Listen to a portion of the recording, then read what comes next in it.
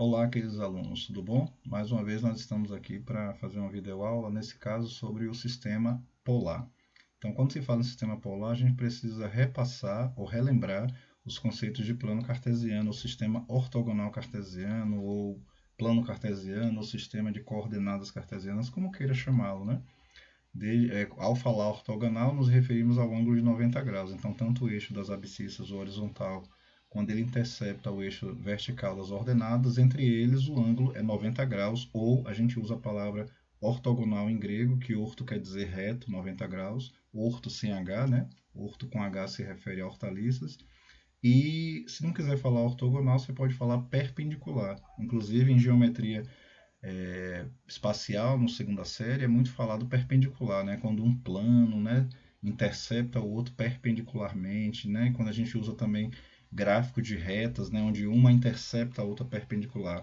Memorize esses termos aí. Perpendicular é sinônimo de ortogonal, que é sinônimo de 90 graus, ok? Então estamos aqui na nossa sala virtual e vimos que a Secretaria da Educação, aqui na sala central, ela disponibilizou alguns materiais que nós já utilizamos em nossas aulas, né? Recomendados pela Secretaria da Educação para dinamizar mais a aula. Inicialmente vimos aqui o vídeo, né, sobre plano cartesiano, já aprendemos isso, e entramos aqui e vimos um joguinho rápido sobre o sistema de coordenadas cartesianas, lembra? Então, só relembrando ele assim rapidamente, para a gente não perder muito tempo, vimos aqui que num plano cartesiano, esse submarino ele está localizado, né, digamos assim, no mar, né, onde está aí esse azul aí, né? E a gente tem aí um plano desenhado sobre as águas paradas, digamos assim. Temos um plano cartesiano. O radar aí está tentando localizar ele. Se nós formos observar a localização desse submarino e colocar aqui do lado no controle deslizável, ele quer que a gente coloque aqui para essa luneta, essa mira, né, mirar corretamente ele, a gente deve localizar. Então a atividade aqui foi, a gente usou o controle deslizante para ajustar as coordenadas. Se observar esse submarino aqui, bem, ele se encontra aqui, ó, na abscissa 10, né? Está à direita, então é positivo, então eu vou para 10, né? Vou deslizar até 10, ok? 10. Como nós acertamos a abscissa, ele já colocou embaixo o par ordenado desse submarino, ele está na abscissa 10. Mas em que ordenada ele está? Em ordenada na vertical. Então a ordenada que ele se encontra aqui, se eu olhar essa linha aqui, é 6, 8, né? E 10, de 2 em 2. Então aqui é 8, né? Então ele está na ordenada 8. Ó, a gente vai rolar até o 8. E como a gente colocou as coordenadas direitinho, conforme a gente fez em sala de aula, então ele coloca aqui em inglês excellent. Né? Acertamos as coordenadas do submarino. Veja que agora ele foi atingido, né? Tá de vermelho ali. A gente corrigiu e acertou aqui. Então é um exercício rápido, apenas para a gente relembrar as coordenadas cartesianas, né? Lembrando a palavra ortogonal, né? A abscissa, o eixo das abscissas e o eixo das ordenadas aqui entre si se interceptam 90 graus. Então cada quadrante aqui tem 90 graus, a volta inteira 90 vezes 4, ou 360 graus, ou 400 graus, ou então 2π radiano, que a gente vai ver mais adiante no sistema polar. Quando a gente sai daqui, a gente se depara com o sistema polar, né?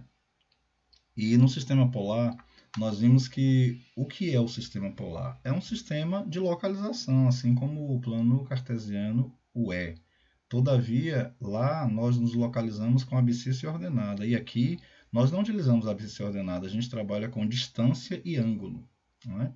E tem alguns conceitos que a gente viu aqui durante a aula. Né? Por exemplo, nessa aula aqui que eu fui apresentado a vocês, nessa daqui, eu havia mostrado, né, e discutido com vocês em aula, aqui nesses 7 frames, né, aqui da plataforma da Google, que está demorando um pouquinho para aparecer, mas creio que deve aparecer. Nós falamos sobre o sistema polar, né, a teoria, o que ele é, né, e essas informações vocês também encontram na internet, né, se vocês forem, por exemplo, a Wikipedia aqui, ó, vocês vão encontrar e digitar lá coordenadas polares, vocês vão encontrar o que são as coordenadas polares. Né? Então, em matemática, as coordenadas polares são um sistema de coordenadas bidimensional.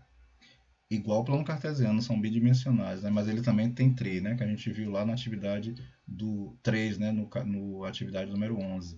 Em que cada ponto do plano ele é determinado por uma distância e um ângulo. Olha a mudança aqui, né? Um ponto, ele é localizado através da sua distância que saiu do polo, da origem até ele, e um ângulo que ele fez em relação a um ponto fixo de referência. Então, o ponto de referência aqui chama-se polo, né? Lá no plano cartesiano chama-se origem.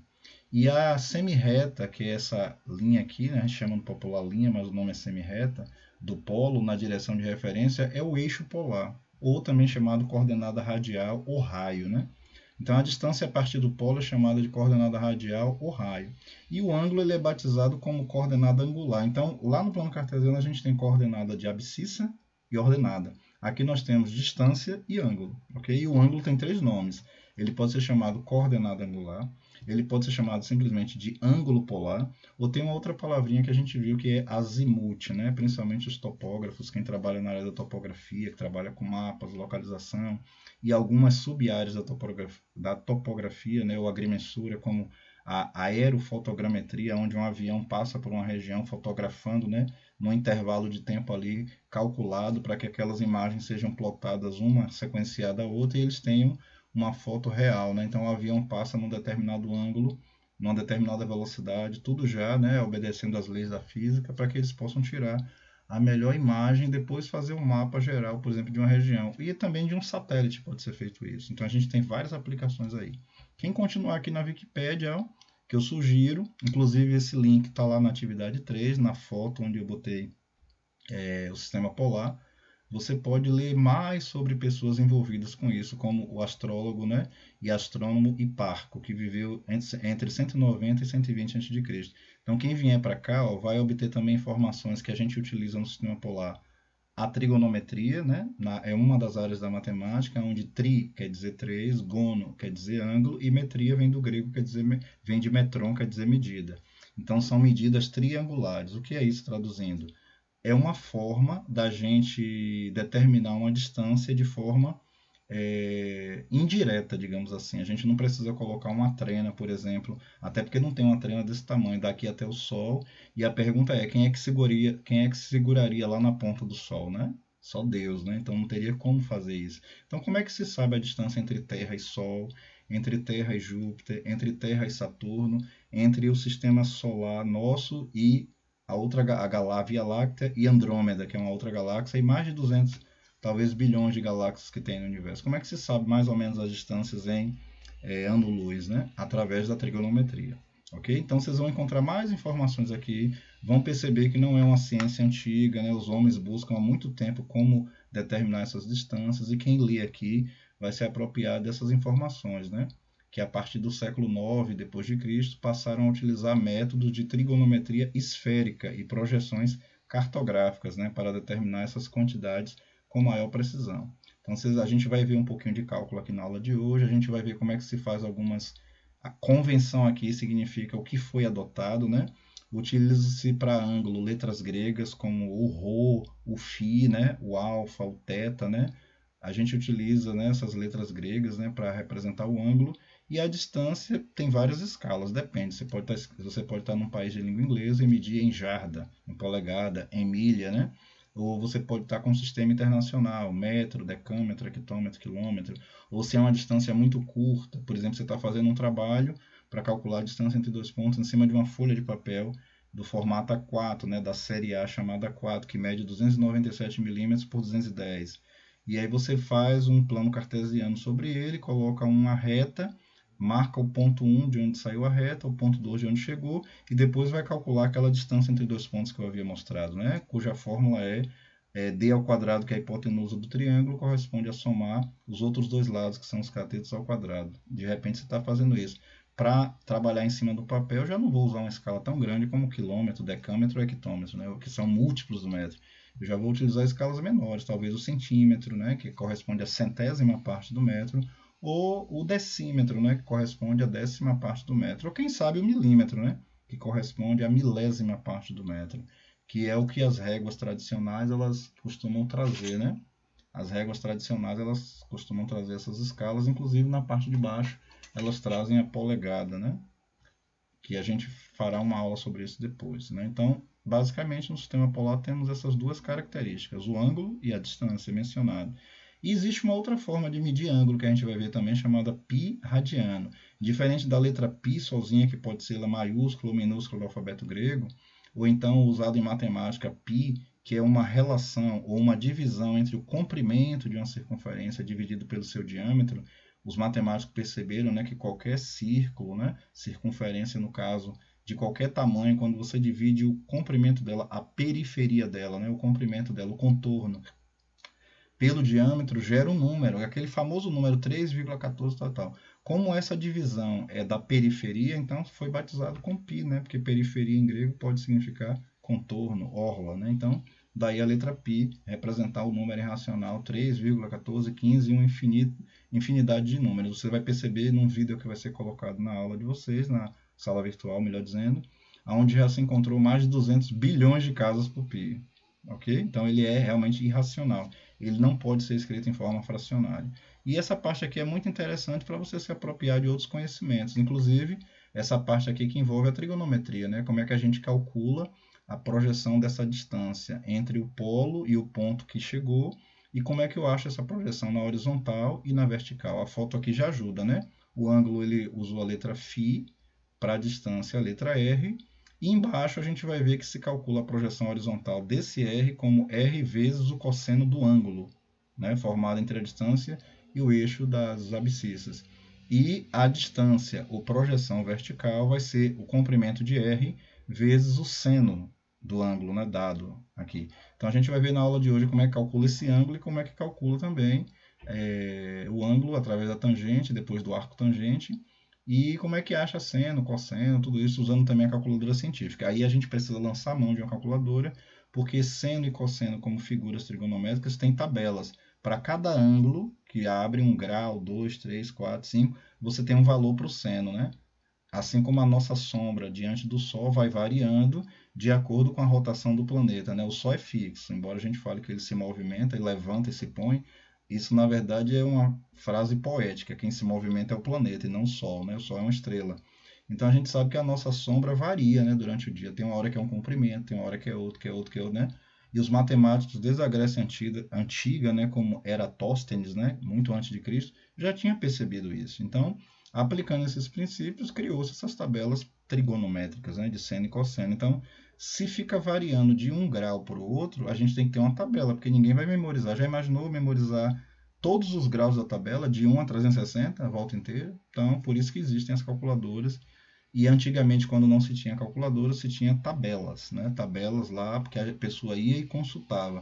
E vocês vão perceber que em algumas áreas do conhecimento as tabelas continuam sendo usadas para muita coisa, como a tabela periódica, né, que você utiliza para consultar o valor do número atômico, da massa atômica, né, de um elemento como Na, né, que é o sódio, ou Cl, que é o cloro, e que forma o um sal, né, cloreto de sódio, e você vai lá e, de acordo com as aulas de química, você pega os dados que são pedidos a você. Então, a gente lança a mão de tabelas. Hoje em dia, nesse momento da aula, por exemplo, e vamos supor que eu estou lançando mão de tabelas que estão prontas, como essa na Wikipédia, para produzir aqui a aula, como outras tabelas que eu vou te mostrar aqui, programas que eu estou utilizando, né? Ou seja, essa parte de consultar coisas se continua até hoje, ainda mais agora, nas nossas aulas remotas, não é mesmo? Então fica a dica, vocês também podem pesquisar na Wikipédia e se informar mais, ok? Sistema polar.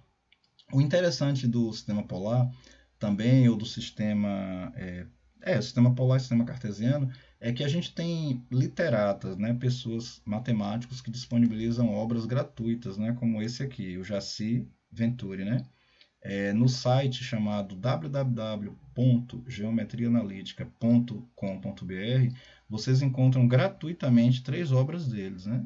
Se eu não estiver enganado, ele é da Universidade do Paraná, mas as obras deles estão gratuitas. Duas estão gratuitas aqui, eu já conheço essa obra aqui há uns 16 anos, pelo menos, né? Eu tive contato com ela em 2005, né? Então, desde aquela época, ele já disponibiliza ela de forma gratuita aqui. Você pode clicar na obra, ver os conteúdos de cada uma, o índice delas, né? E depois clicar no que mais lhe chamar a atenção.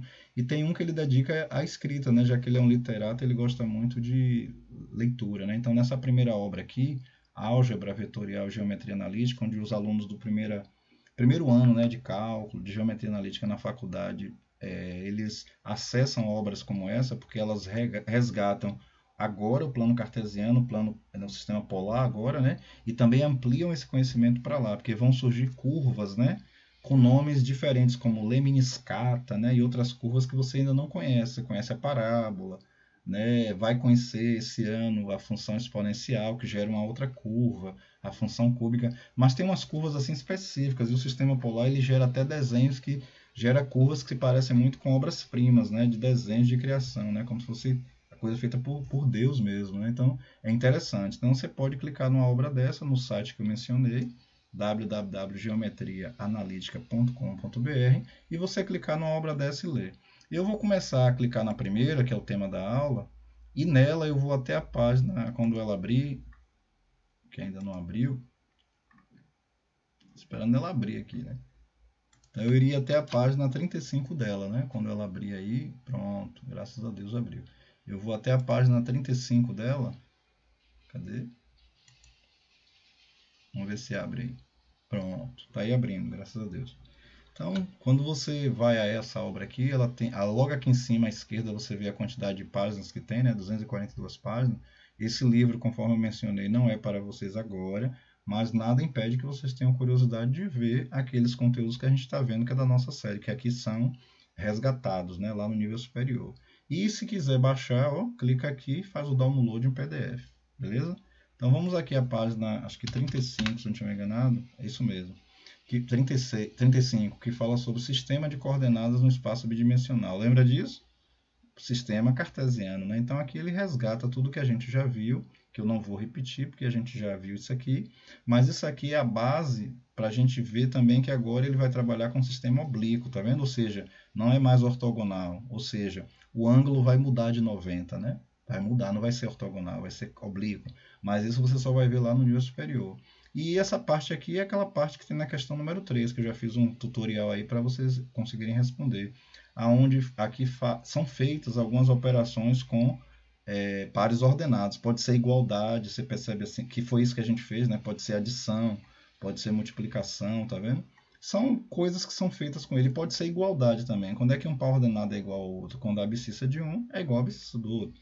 Quando a ordenada de um é igual à ordenada do outro. Se ele propôs aqui adição e você está somando dois pares ordenados, você vai somar as abscissas e vai somar as ordenadas. Se ele propor a multiplicação, aqui no segundo caso, um número real k multiplica um par ordenado, esse número real k multiplicará todos os elementos daqui pela propriedade distributiva da multiplicação. Então, e igualdade, né? A gente só utilizou essa no ensino médio. Está aqui, ó, dois pares ordenados são iguais, né? Quando você tem a abscissa de um igual a abscissa do outro, a ordenada de um igual a ordenada do outro. E aí ele deu aquele modelo lá que a gente fez, por exemplo, x menos 1 e y mais 3, abscissa e ordenada. Isso é igual a quanto? X menos 1 é igual a 1 e y mais 3 é igual a 7. Depois resolveu a equação, achou x e y. Okay? Outra aplicação interessante que traz aqui, eu também trago lá na aula, é a distância entre dois pontos. Nós temos um plano cartesiano ortogonal, 90 graus, temos dois pontos plotados sobre eles, e entre eles uma distância d. Note que essas linhas tracejadas ou de construção, segmentos de construção, mostram que formou um triângulo retângulo. Então aqui vale o teorema de Pitágoras, né? Pitágoras, matemático que viveu em 550 a.C., né, na ilha de Samos, Grécia, ele teorizou, e é o pai da música, ele teorizou que, e provou, né, daí é um teorema, não é uma teoria, é uma verdade comprovada, portanto se chama teorema, ele mostrou que esse lado maior do triângulo de 90 graus, ou triângulo retângulo, quando eu elevo esse lado ao quadrado, ou seja, quando eu formo um quadrado com esse lado aqui, a área desse quadrado vai corresponder a somar essas outras duas sub-áreas aqui, e esses dois lados no triângulo chama-se catetos. Então, o teorema diz que o quadrado da hipotenusa, que é o maior lado, hipotenusa, o quadrado dele, corresponde à soma dos quadrados dos catetos. E como aqui tinha 2d elevado a 2, né, porque estava ao quadrado, o inverso da potenciação é radiciação. Por isso que aparece d igual a raiz do quadrado de um cateto mais o quadrado do outro. Quando eu tiver isso e achar o valor aqui, achar o valor, eu vou ter o valor de D. E a gente vai usar esse princípio lá em coordenada polar, ok?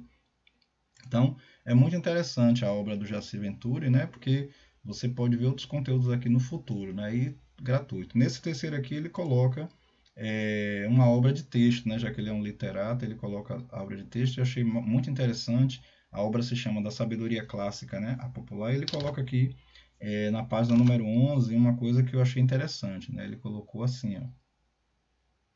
A propósito, quando perguntaram a Platão sobre a atividade divina, ele respondeu: Deus eternamente geometriza. A matemática enseja o apanágio da lógica, né? Da têmpera racional da mente e da coerência do pensamento. Nesse percurso, admito que fui mediano em muitas iniciativas, não tanto por falta de esforço, mas pelas próprias limitações e necessidades prementes, né, de cumprir obrigações do cotidiano profissional e familiar. E ele aqui vai abrindo seu texto, né, falando mais coisas sobre o que ele fez, né? Tá aqui a obra dele, né, 2008, outono de 2008, Curitiba, né, Paraná. E ele coloca uma observação interessante. Ele diz assim: por fim, ao oferecer esse livro ao leitor, expresso a alegria de ter procurado empregar utilmente o tempo, desejando que essas páginas também possam suscitar mais vida, mais graça e, quiçá, mais sabedoria para seu crescimento profissional, para seu desenvolvimento humano. E aí começa a obra dele, que ele vai trazer algumas coisas interessantes. Você pode até pesquisar aqui, porque isso aqui não é matemática, são textos, né, que falam, por exemplo, sobre Montgomery, né, Church, né, a guerra dos egos, né, ele trabalha 10 ensinamentos para educar um filho, né. Tem outros temas aqui muito interessantes, sabe? Tempos de globalização, como o que a gente está vivendo de uns anos para cá, né? O professor arrependido, né? Essa história aqui é muito interessante, né? Vai falar sobre Bill Gates, né? E você vai ver um monte de coisa aqui, né? Desafiando seu raciocínio, aí ele coloca aqui alguns símbolos. Então é bom para trabalhar o raciocínio lógico, ok? Então fica essa dica aí do site www.geometriaanalítica.com.br. E aí você tem acesso a tudo, ok?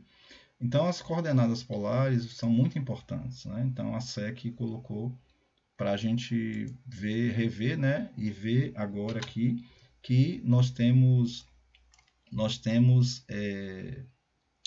ângulo e distância, ou seja, distância e ângulo.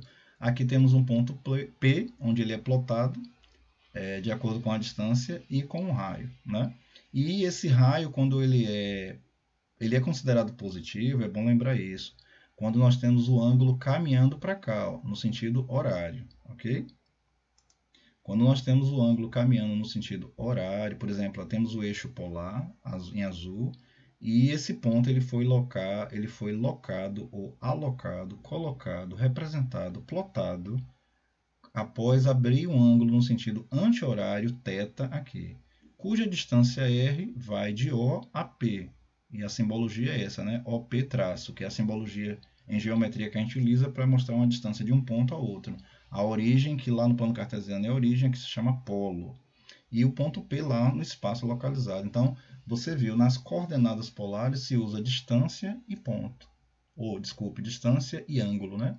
O R é a distância, chamado coordenada radial ou simplesmente raio, e o ângulo é chamado coordenada angular ou ângulo ou coordenada angular ou azimuth, né? Conforme a gente falou. Se a gente avançar aqui um pouquinho, que já vimos isso na aula, você vai ter o θ considerado positivo, como eu falei, quando o sentido é horário, né? Sentido horário. E você vai ter um θ negativo quando a gente cresce assim, ó, descendo, no sentido anti-horário, ok? Quando é que o raio é maior que zero? Quando o ângulo é maior que zero. Então, se a gente clicar aqui na caixinha, vai ser mostrar que dá aqui uma semi-reta com valores de distância, né? E você está vendo aqui que o θ é igual a zero. Então, né, semi-reta é considerada positiva nesse sentido. Continuando aqui, quando é que R é maior que zero? Quando é que a gente vai ter R maior que zero? Né? Aí tem aqui a teoria mostrando. E quando é que a gente vai ter menor que zero? Teremos menor que zero o raio quando nós tivermos a semi-reta no sentido que negativo. Então esse ângulo é menor que θ. Em vez de ele sair no sentido horário assim, ele sai assim, ó. Porque no sentido horário aqui ele pode crescer aqui, anti-horário, né? Contrário aos ponteiros do relógio analógico de parede. 1 grau, 2 graus, 3 graus, 4 graus, até chegar aqui em cima 90, né? Aí vai 91, 92, até dar a volta inteira. Anti-horário. Anti-horário. Mas quando ele é negativo, né, o θ é negativo, ele sai no horário. 1 grau, 2 graus, 3 graus, horário. Ok? E, consequentemente, a semi-reta é para o lado negativo. Quando se a gente avançar aqui, você vai ver, você está vendo aqui a origem, um eixo polar desenhado, e a gente vai ver esse ponto aqui se movimentar, e vai surgir aqui uma malha, ou seja, uma forma de gráfico desenhado sobre o papel, que é chamado de malha do sistema polar. A gente não trabalha lá com as coordenadas x e y, né? A gente trabalha com a malha polar. Dá uma olhada aí na animação.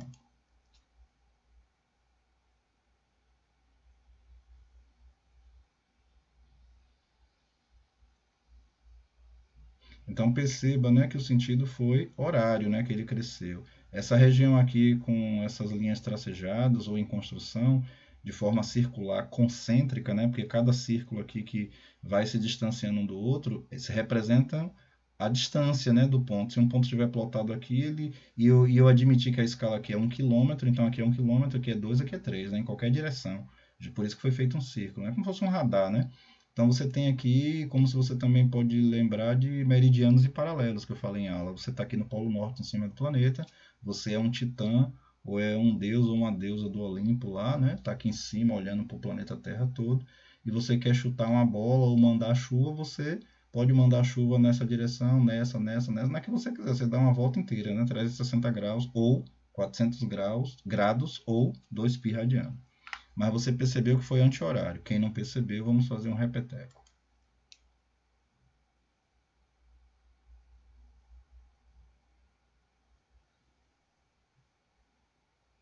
Notou? Então, o sentido anti-horário é que é considerado positivo. E aí a gente vê a malha, né? Ok? Vemos aí a malha plotada aí. Então, esse é um material muito bom, né? A gente pode ver também a localização num sistema polar de um ponto. Por exemplo, o que é que a gente tem mais sobre o sistema polar? Se a gente olhar agora essa gravura aqui, deixa eu ver se eu consigo aumentá-la aqui, deixa eu ver. Eu não estou conseguindo nem aumentar. Vamos lá. Pronto. Tá aí. Pronto, agora melhorou. Né? Então, se a gente, nessa figura aqui mais ampla, a gente consegue ver todos os elementos que a gente falou. Um ponto P, aqui em preto, tem coordenadas R para a distância e θ para o ângulo. A gente vê esse ponto aqui plotado, saindo do polo, né? Eu ia falar a origem, né?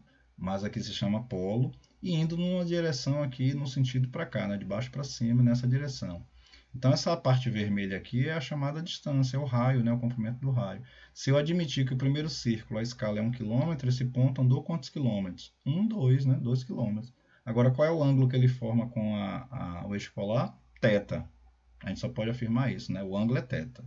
Quando o R é maior que zero, é considerado positivo, a gente vai ter o quê? Θ maior que zero, né? Por exemplo, nesse ponto aqui, a gente tem aqui 1, 2, né? 1, 2, né? Então veja aqui a distância 2. Ele só não falou qual é a escala, pode ser qualquer um, quilômetro, decâmetro, jarda, milha, como já foi falado, né? Mas aqui é para mostrar a teoria, né? Quando o raio é positivo, θ é positivo. Então nós temos aqui 2, né, para a distância, e θ foi 60. Por que que θ foi 60? Dá uma olhada que o plano cartesiano está sobre a malha polar, né? Um quadrante aqui, se a gente lembrar do plano cartesiano, tem 90 graus. Ele foi dividido em 3 setores. 3 com mais 3, 6 com mais 3, 9, ou 3 vezes 4, 12, né? 12 setores. Se você pegar 360 graus e dividir por 12, você vai encontrar 30 graus. Como aqui é 30 graus e o ponto está aqui, 30 mais 30, 60 graus. Por isso que ele está dizendo que é 60 graus aqui. Okay? Quando é que o R, né, é considerado negativo? É quando o θ é positivo? Não, é quando o θ é o que? Negativo. Então veja aí, ele colocou essa seta em negrito para mostrar que o ponto faz esse caminho assim, ó, ao contrário, né? Ele faz assim, ó. E aqui a minha foto não está dando para ver o valor que está aparecendo aqui, mas a gente pode contar aqui quanto é o ângulo, né? Já que o θ foi negativo. 30, 60, 90, 120. O ponto P estaria, né, a 120, ok? Negativo no caso, né, porque foi no sentido horário, ok? Então essa é um resumo do que é o sistema polar. Para a gente ver na prática, a gente pode fazer um exercício que a gente vai fazer daqui a pouco, plotando um ponto, e você vê isso na prática. E se a gente fosse fazer aqui, deixa eu ver aqui, um exercício, deixa eu ver se aqui tem esse exercício, que é interessante vocês verem também. Se tiver, ótimo. Ver se tem aqui. Deixa eu ver. Não, só mesmo que a gente já viu, né? A posição, tal, tal. Mas aqui a gente tem uma outra parte também do sistema polar que é a conversão. E a gente vai fazer um exercício, eu vou fazer um exercício sobre isso, né? Não se preocupe que todos esses links aqui do que você estudou vão estar lá na aula, ok?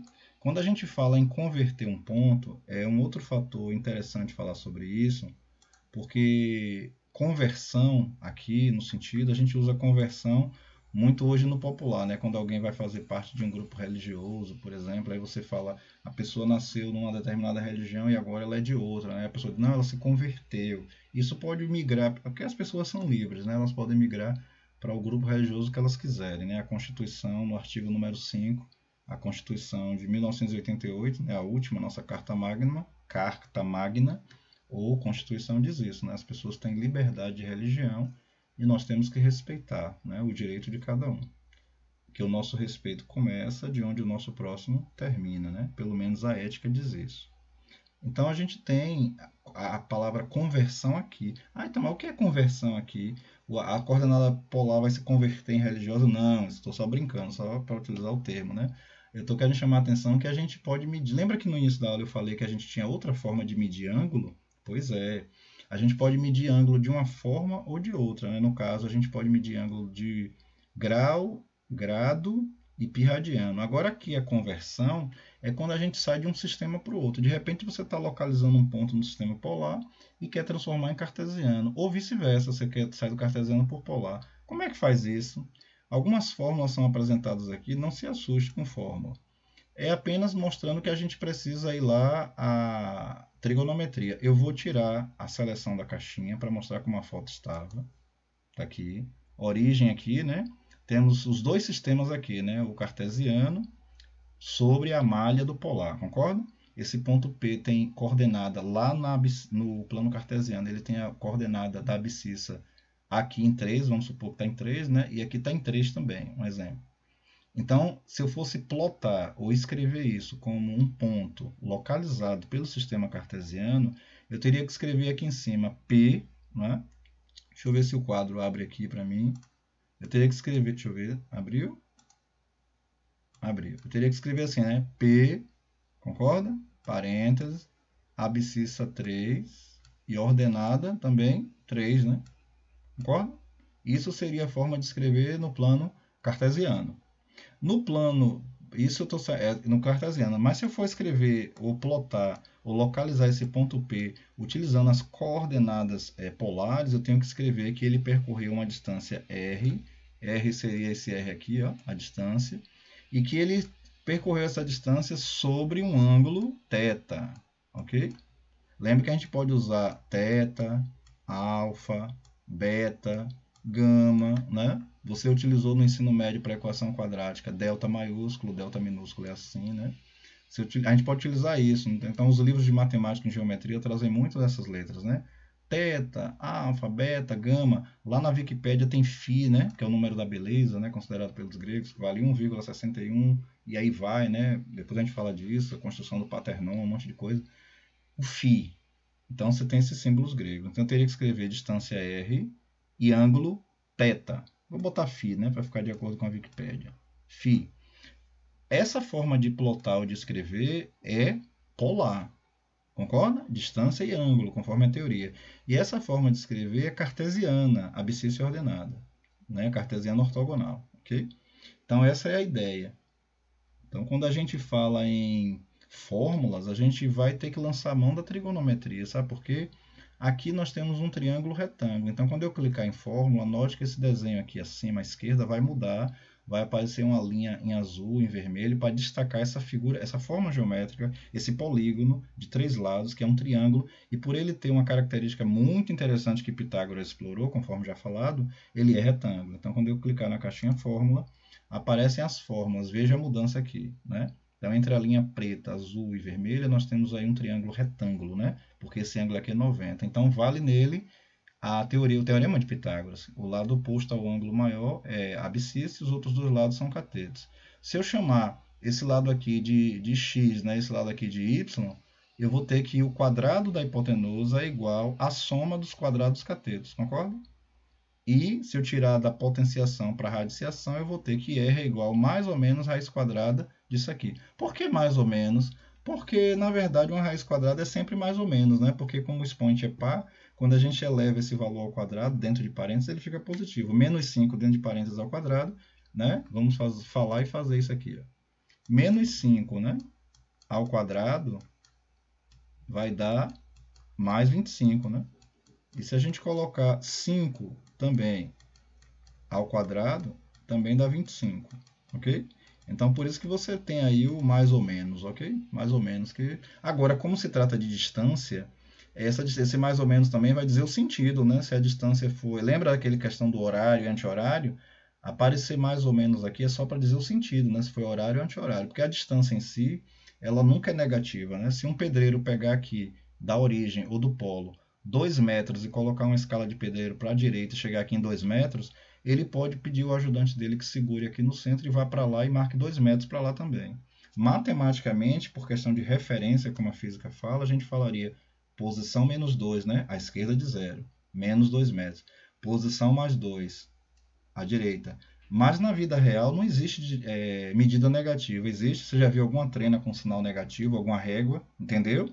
Então são conceitos que a gente utiliza na matemática, esse conceito de positivo e negativo em outras áreas do conhecimento, como física, química e outras. Mas na vida real, distância nunca é negativa, seja ela que sentido for. É apenas a questão gráfica, de localização, saber por que é importante isso. É tão importante quanto você localizar uma cidade com a latitude e a longitude correta. Já imaginou se você localizar errado? Vai cair em outra cidade, né? Então a importância de saber se vai para leste ou oeste é importante, porque para leste cresce, né? Lá e para oeste decresce. Então, se não souber isso lá, os ângulos nunca também são negativos ou positivos, são ângulos. Mas por que tem um sentido? Para orientar, que é a esquerda, né? De Greenwich, né? A combinação lá do meridiano com o paralelo principal, né? Na cidade inglesa de Greenwich. Então você tem caminhando para oeste decrescendo e para leste crescendo. O Brasil, por exemplo, está para leste, né? Então, se você pegar um mapa e olhar o fuso horário, você vai perceber que os valores lá no fuso horário no Brasil são 4 fusos horários que a gente tem, né? E você vai perceber isso lá melhor. Pode ir ao site do IBGE que tem um monte de coisa lá. E aqui, além dessa ferramenta de Pitágoras, para a gente converter, ou seja, transformar de um sistema para o outro, a gente vai precisar encontrar o θ, porque geralmente vai ser dado na coordenada polar, ou desculpe, cartesiana, para achar as polares. É a proposta do exercício, inclusive. Então a gente vai precisar achar através de uma coisinha chamada arco tangente. A trigonometria tem 3 coisas importantes, né? Assim que a gente precisa agora: seno, cosseno e tangente. O seno ele se relaciona à projeção dessa distância r na vertical. Isso aqui é o seno. Seno de um ângulo aqui no caso θ ou φ, né? E a projeção horizontal é dada pelo cosseno de φ. Então, quando a gente faz uma regrinha de 3 aqui, que a gente quer encontrar o seno de φ, a gente coloca o seno de si é o cateto oposto ao ângulo. Então, o lado que está oposto ao ângulo é esse, é y, né? Sobre r, né? Ou y sobre r, está aqui embaixo, seno. Por que que seno apareceu com SI e a gente escreve em português com SE, né? É porque aqui está no padrão inglês, né, como as calculadoras. Então você vai virar nas calculadoras sim, mas se refere ao seno, porque está escrito em inglês. Já cosseno, a sigla é a mesma em português e inglês, né? E aqui em português a gente costuma escrever assim, ó, seno com E. Tá errado? Não. Aqui está em português e aqui está no padrão internacional, que é inglês, que é o padrão internacional das calculadoras. Por sua vez, quando eu quero calcular, deixa eu apagar aqui, está meio bagunçado, né? Está meio feio aqui. Pronto, vamos limpar aqui o quadro. Pronto, vai ficar mais bonitinho. Por sua vez, quando eu quero agora trabalhar a projeção essa foi a projeção na vertical, né? Seno. É uma relação, uma divisão entre o y, o valor da ordenada, sobre a hipotenusa, que é o raio. Que o conceito de seno é cateto oposto, o cateto é o lado oposto, que está oposto ao ângulo aqui dado, que é θ. O lado oposto é esse. Então é y sobre r, que é a hipotenusa. Fazendo a regrinha de 3, eu vou ter que y vale r vezes, né? Porque o inverso da divisão é multiplicação.